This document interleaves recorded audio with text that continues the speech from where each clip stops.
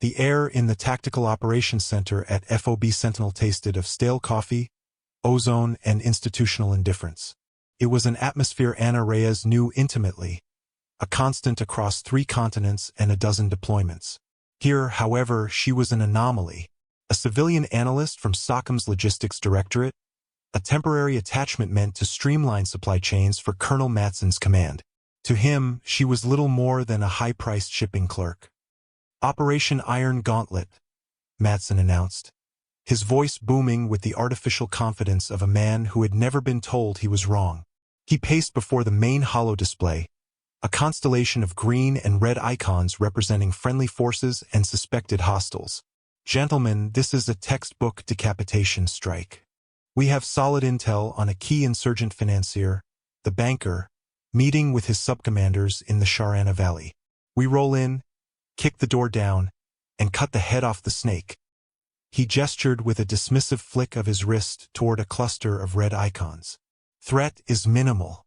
A few local toughs with rusty Kalashnikovs. Air support will be on station, but I doubt we'll need it. This is a milk run." Ana remained perfectly still at her workstation in the corner, a small island of quiet focus in the sea of masculine energy. She wasn't looking at the glowing tactical map. Her screens displayed something far more mundane: vehicle maintenance logs, fuel consumption metrics, and ISR drone footage from the past 72 hours, cross-referenced with thermal imaging data. "Ms. Reyes," Matson said, his tone dripping with condescension as he finally acknowledged her presence. "Do your supply chain projections align with our operational tempo?" He didn't wait for an answer. "Good. We'll expect a full after-action report on resource expenditure by 0600 tomorrow." He turned back to his officers, a collection of eager lieutenants and hardened captains who mirrored his certainty. Lieutenant Evans, a young, sharp-featured officer desperate for the colonel's approval, nodded vigorously. "Sir, the pre-combat checks are complete. The convoy is ready to roll on your command." Ana said nothing. Her eyes were fixed on a magnified thermal image of the alleged target vehicles, a trio of aging Toyota Hilux trucks parked outside a mud-brick compound. Matson's intel team had flagged them as belonging to the banker's security detail. To Ana, they looked wrong. She toggled between the current feed and archived footage from 2 days prior. The heat signatures were too consistent. An engine block that had been cold all night didn't radiate heat so uniformly just after sunrise. It looked artificial, as if generated by a heating element placed under the hood, not an actual engine. She zoomed in further, her fingers moving with quiet efficiency across the keyboard. The tires. The tread wear was inconsistent with the fine, silted dust of the Sharana Valley floor. These tires showed signs of abrasion from rock and gravel, terrain found miles away in the Toba Kakar range. It was a small thing, a detail no one else would bother with. To a logistician, a real one, it was a glaring error. Logistics wasn't just about moving beans and bullets. It was about understanding the physical world, the friction of reality. "Master Sergeant," she said, her voice low and even, catching the attention of Master Sergeant Thorne, the battalion's senior enlisted NCO. Thorne was a relic from a different era, a quiet man with deep-set eyes that had seen far more than Matson's ever would. He was one of the few who had treated her with professional courtesy from the moment she arrived. He moved to her station, his footsteps nearly silent on the concrete floor. "Mom." She pointed to her screen. "Look at the thermal bloom on engine block 2, and the tire wear on all 3 trucks." Thorne leaned in, his gaze sharp and practiced. He grunted, a low rumble of acknowledgement. He saw it too. "They're decoys, it wasn't a question." "The heat is artificial," Ana confirmed. "The vehicles were moved in from the mountains, not driven locally. They want us to see them. They want us to come." Lieutenant Evans, overhearing them, strode over with a look of irritation. "Is there a problem, Master Sergeant?" He glanced at Anna's screen, his eyes skating over the data without comprehension. "Ma'am, the intel is confirmed. J2 signed off on it themselves. We have SIGINT and HUMINT corroborating the target's location. Your signals intelligence picked up a burner phone that has been in that compound for 12 hours. Anna stated, not looking at him. Your human intelligence is a single source with a history of embellishment. My data shows a staged scene. This is an ambush killbox. Evans's face flushed with anger. With all due respect, ma'am, he said, the respect clearly absent. You're a civilian logistician. You track fuel pods and MREs. We'll handle the threat analysis. His dismissal was a pinprick, familiar and insignificant. Anna had faced rooms full of men just like him, men who mistook her quiet demeanor for weakness and her specialized knowledge for a lack of broader understanding. She met his gaze for the first time, her own eyes a flat, unreadable gray. The IAPVs in your lead element, Lieutenant Victor 11, has a recurring fault in its comm suite buffer. It drops its encryption key under heavy jamming. Your maintenance report flags it as intermittent. It's not. It's predictable. It will fail the moment they light up an EW suite. Your convoy will be deaf. Evans was taken aback, both by the specificity of her knowledge and the certainty of her tone. That vehicle was green-lighted by a technician who ran a 30-second diagnostic. I reviewed the last 6 months of its performance data. The fault occurs after 140 hours of operation. It passed the 140-hour mark yesterday. Before Evans could formulate a response, Colonel Matson's voice cut across the TOC. Is there an issue, Lieutenant? Evans straightened, his brief moment of uncertainty vanishing under the colonel's glare. No, sir. Ms. Reyes was just offering some logistical observations. Matson smirked. It was an ugly, predatory expression. Ms. Reyes, your concern for our equipment is touching. But I assure you, my men are more than capable of handling a few technical gremlins. Stick to your spreadsheets. That's what we're paying you for. The junior officers around him chuckled softly. Anna felt the familiar sting of being boxed in, defined by the narrow role they assigned her. She turned back to her screen, her expression unreadable. Master Sergeant Thorne lingered for a moment, his gaze resting on her. He gave a short, almost imperceptible nod, a silent acknowledgement of the warning she had given, and the folly of it being ignored.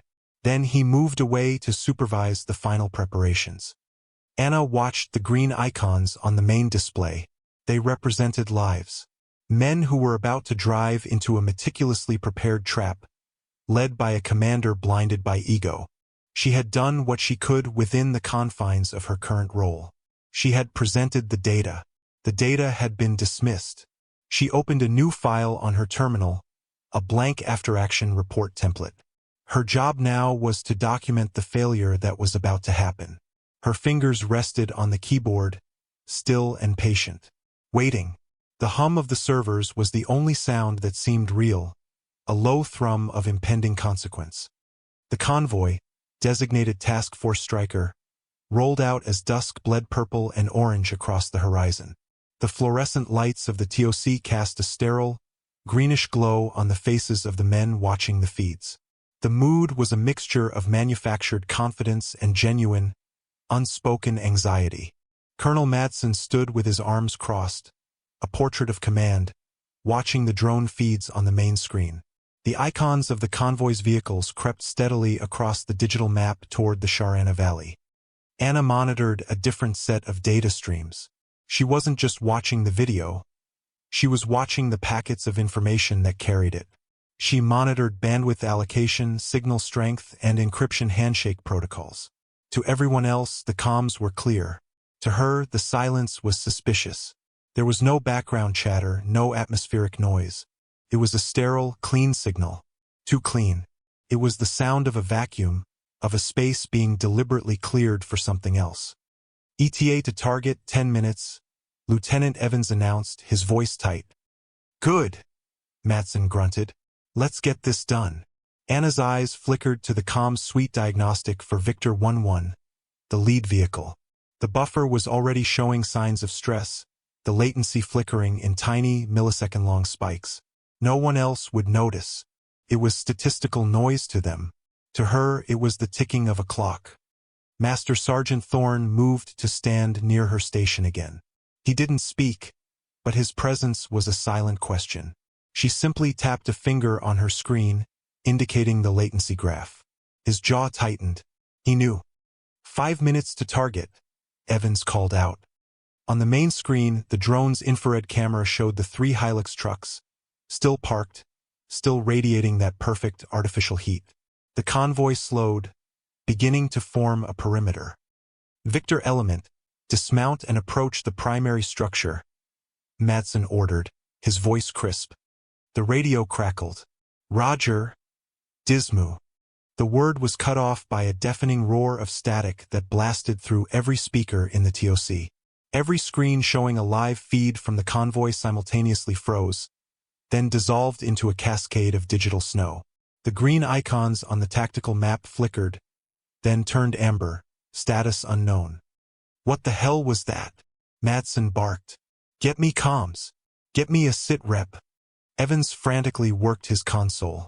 Sir, we've lost all contact. Primary and secondary channels are gone.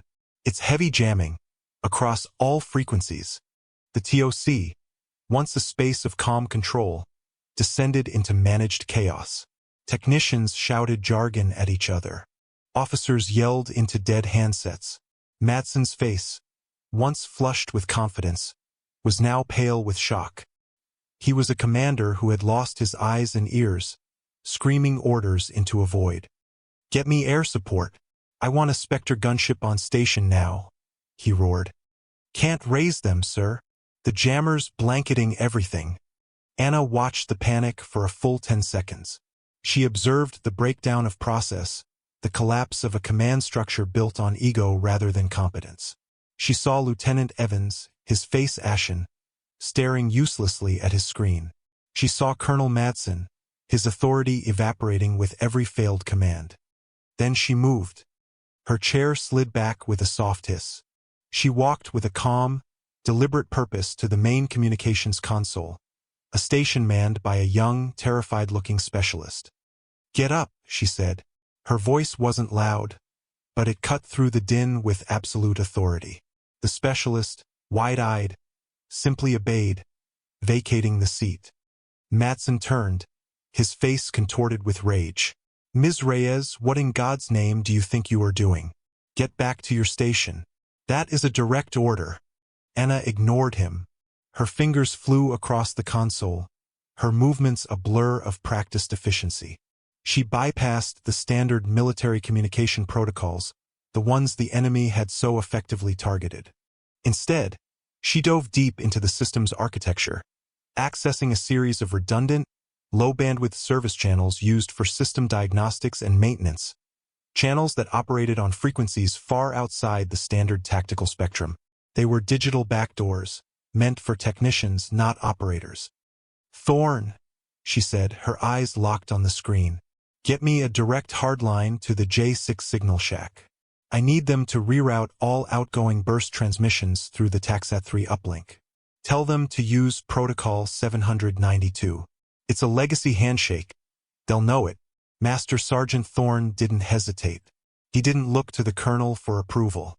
He saw the competence, the focused calm that had been absent moments before. He keyed his internal comm, J6. This is Sentinel TOC. I have an immediate priority message.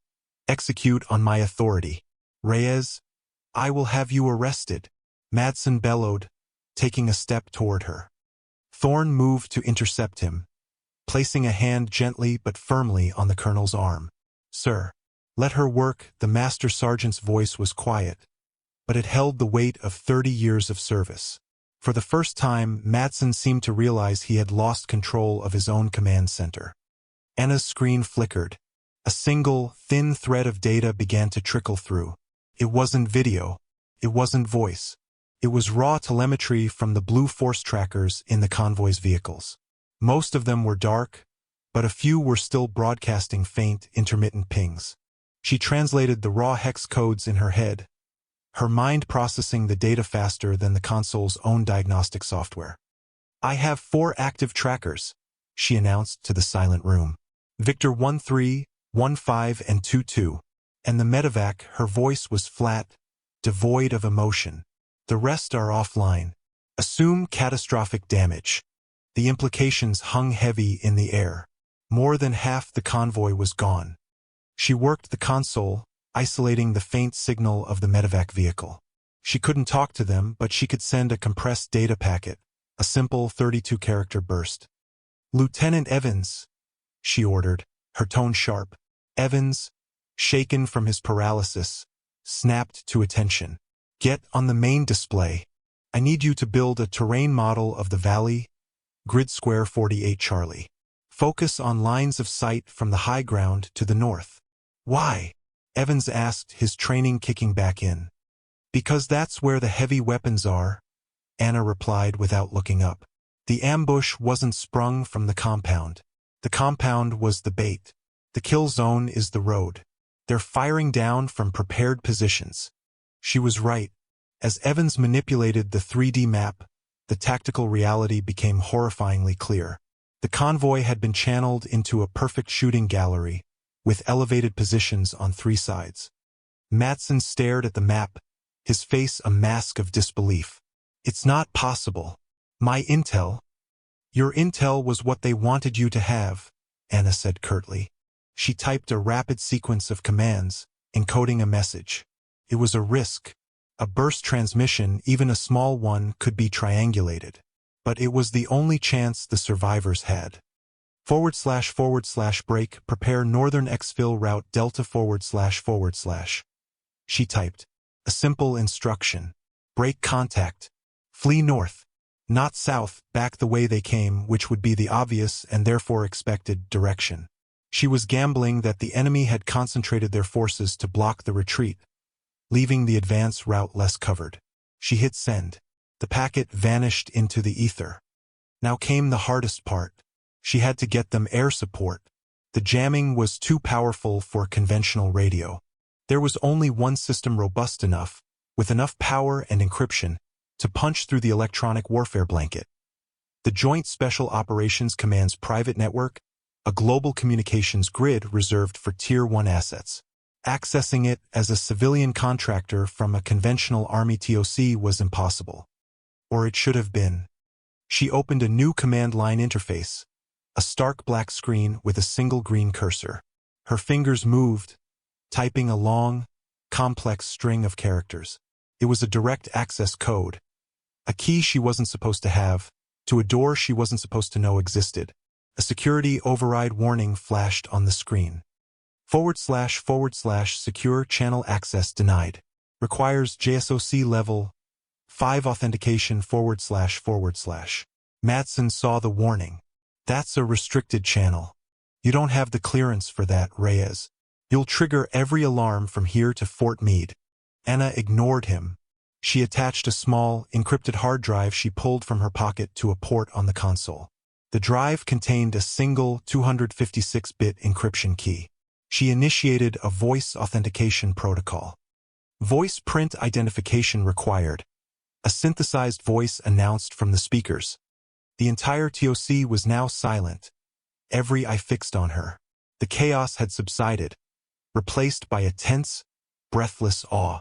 They were watching something they didn't understand. Anna leaned toward the microphone.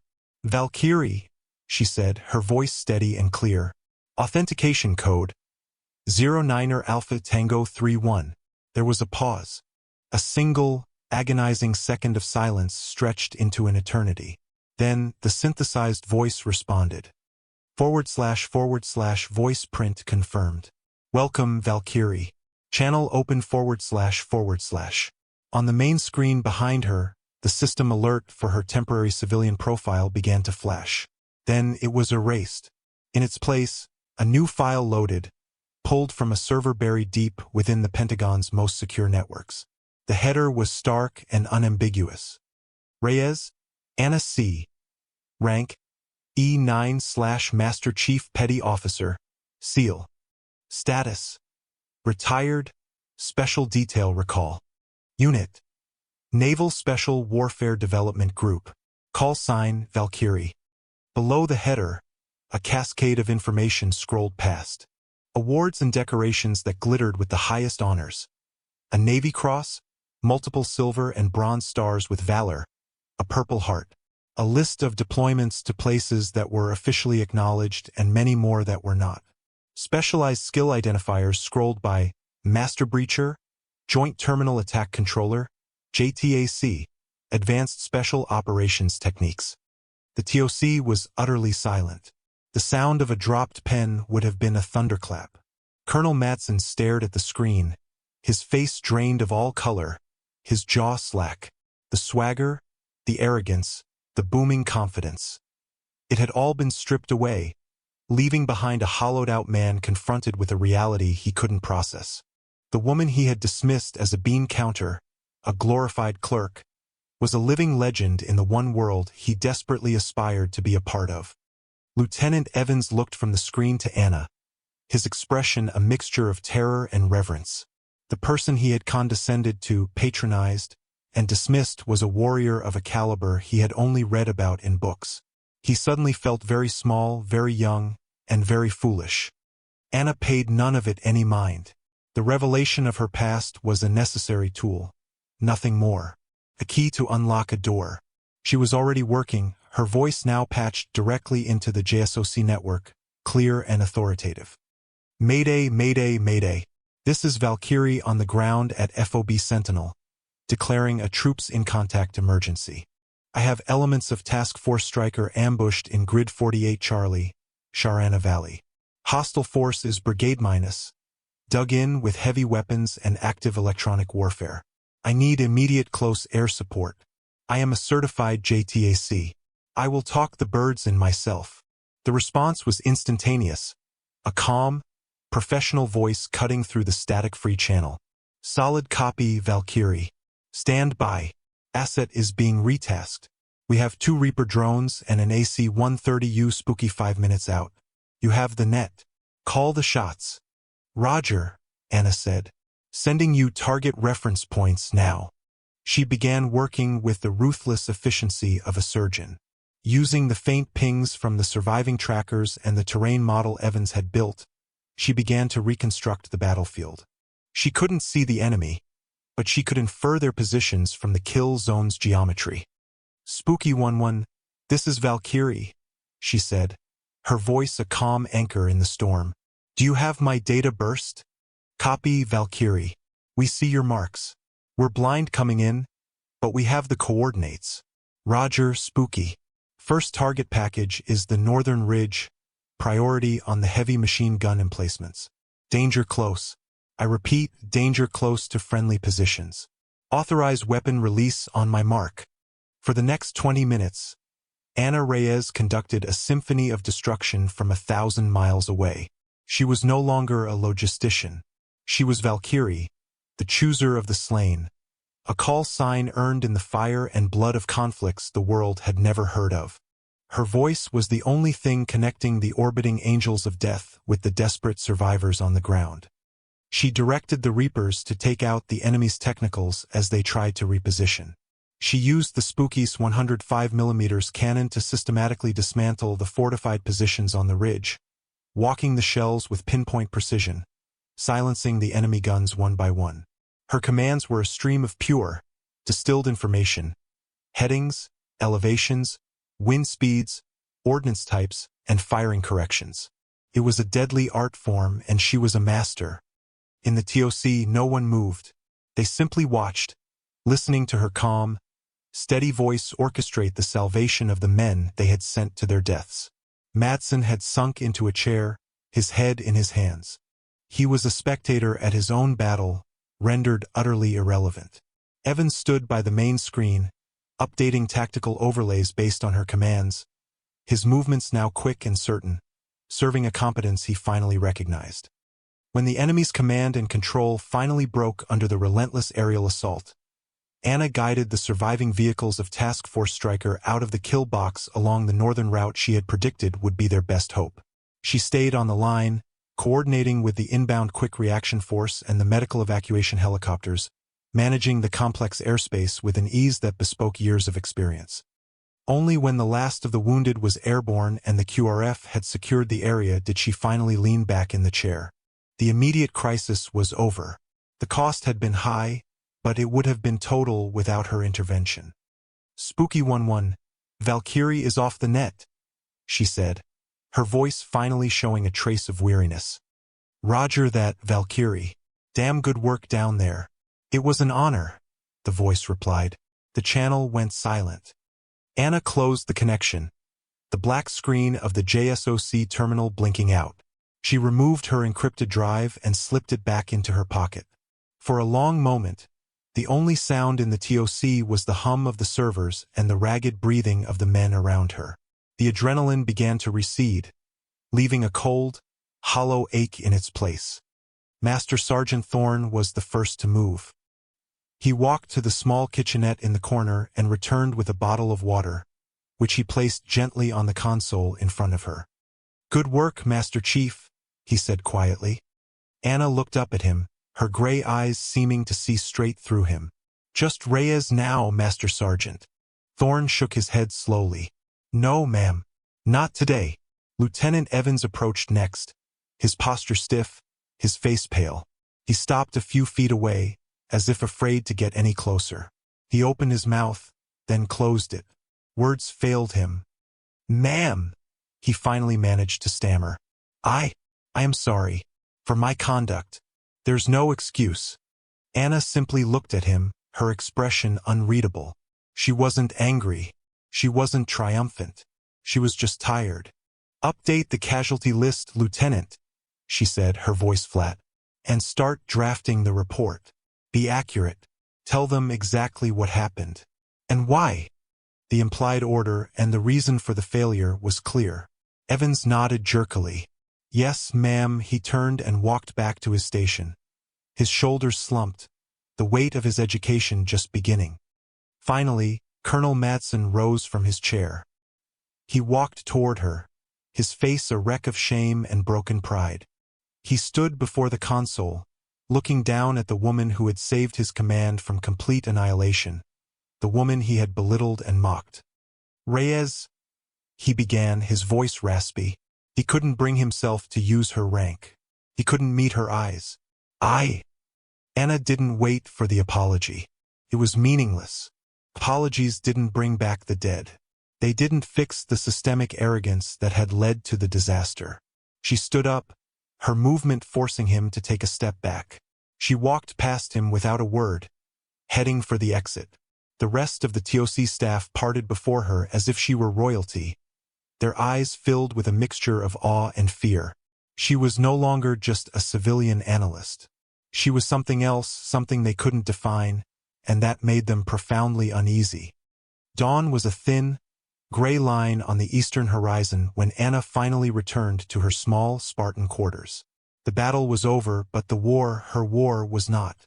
The war was against incompetence, against ego, against the kind of institutional blindness that got good people killed. She didn't sleep. Instead, she sat on the edge of her cot and began to methodically field strip the one personal item she had brought with her on this assignment. SIG Sauer P226 pistol. Her movements were economical and precise, honed by thousands of repetitions in darkness and under pressure. The slide, the barrel, the recoil spring, the frame. Each piece was wiped clean of imaginary dust, oiled with a single drop, and inspected with a jeweler's eye. The ritual was grounding. It was a process with a clear beginning and a clear end. It was logical. The weapon was a tool. It did exactly what it was designed to do, without ego or ambition. It was reliable, trustworthy. Everything Colonel Madsen was not. As the first rays of the sun cut through the dusty window, she reassembled the pistol. The metallic slide clicking home was a sound of finality. Her work here was not done. The after-action report she would write would be brutally honest. It would not be a story of heroism, but a clinical dissection of failure. It would detail the ignored warnings, the flawed intelligence, the catastrophic collapse of command. It would ensure that Madsen would never again be in a position to trade lives for his own vanity. That was her duty now. Not as a SEAL, but as Anna Reyes, a logistician who understood the ultimate cost of a broken supply chain, the one that delivered incompetent leaders to the battlefield. She holstered the pistol and walked to the small desk, picking up a pen. The fluorescent light hummed overhead as she began to write, her script neat and controlled. Outside, The base was stirring to life, the sounds of engines and shouted orders beginning a new day. For the survivors of Task Force Stryker, it was a day they almost didn't have. For Colonel Madsen, it was the beginning of the end of his career. For Ana Reyes, it was just Tuesday. The work continued.